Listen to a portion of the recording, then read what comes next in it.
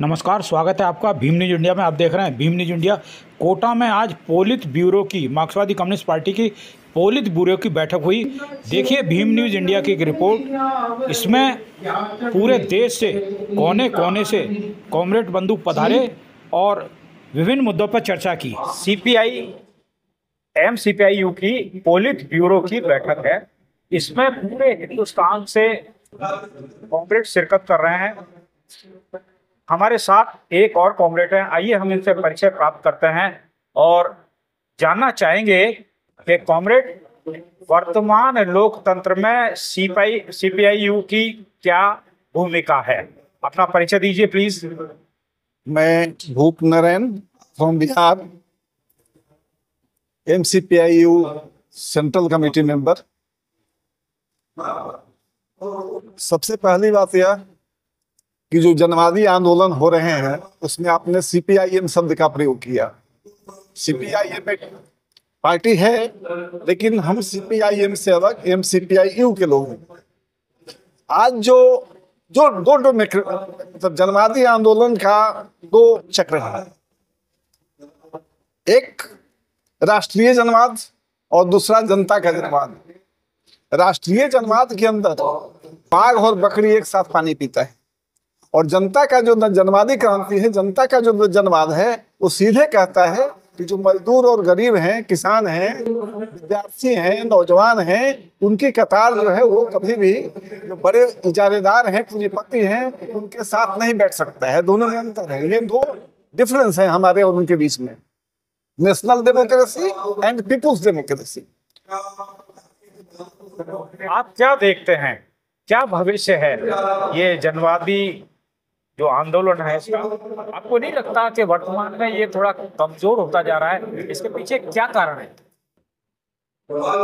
जनवादी आंदोलन कमजोर हुए हैं, इससे हम इनकार नहीं कर सकते हैं, लेकिन ऐसा है कि जनवादी आंदोलन कभी कमजोर हो ही नहीं सकता। टूट उसमें हो सकता है, कुछ दिन के लिए रुक सकता है, लेकिन वो विश्व स्तर पर हो या देश के स्तर पर हो, जनवादी आंदोलन रुकने का चीज नहीं है।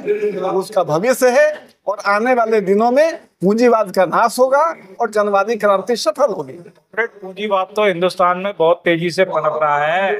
अभी बताइए, इतना तेजी से पनप रहा है, एक चीज। दूसरी चीज ये, आपको नहीं लगता कि जिस तरीके से आज की तारीख में जनता के हितों के लिए इस जनवादी आंदोलन को रोड पर उतर कर संघर्ष करना चाहिए, उस पर कोई कमी नजर आ रही है?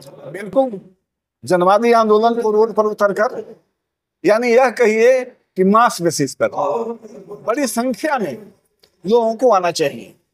परंतु यह जो रुकावट पैदा हुई है, वो रुकावट पैदा होने का कारण यह है कि आम जनता के अंदर विभिन्न तरह का जातीय, सांप्रदायिक, नीच ऊंच, क्षेत्रीय, इन तमाम प्रयोगों का बहुत तेजी से प्रत्यारोपण हुआ है। और यह साम्राज्यवाद इन चीजों को, जैसे आप देखें साहित्य में ही प्रेमचंद को सिलेबस से हटाया जा रहा है, जबकि पहले हम देखते थे कि महाजनी सभ्यता, उनकी कहानी पढ़ाई जाती थी। हम देख रहे थे कि पंच परमेश्वर पढ़ाया जाता था। तो ये सभी चीजें हटाई जा रही हैं और शिक्षा के अंदर सांप्रदायिक बातें आ रही हैं, सांप्रदायिक चीजों को लाया जा रहा है, इतिहास को हटाया जा रहा है।